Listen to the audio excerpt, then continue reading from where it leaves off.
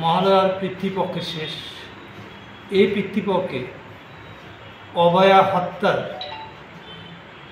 বিচার আমরা চাই এবং সেদিন গণতর্পণ হিসাবে আমরা আহ্বান জানিয়েছি বরাকবাসী সবাইকে।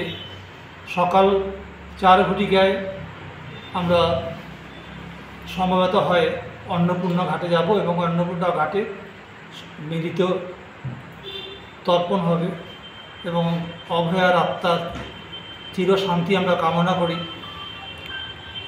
আমরা আন্দোলনকে সম্মান করি, কথাটা সত্য কথা, কিন্তু যেদিন পশ্চিমবঙ্গের নেত্রী বলেছিলেন সমস্ত উত্তর পূর্বাঞ্চল জলে উঠবে, জানি না কিসের ভিত্তিতে সে কথাটা বলেছিলেন, কিন্তু আমাদের আসামের মাননীয় মুখ্যমন্ত্রী তার প্রতিবাদ জানিয়েছিলেন। ওনাকে আমরা 2 ক্লাবের পক্ষ থেকে ধন্যবাদ জানাচ্ছি। কথা আর না ঘটে, এটাই আমরা কামনা রাখি।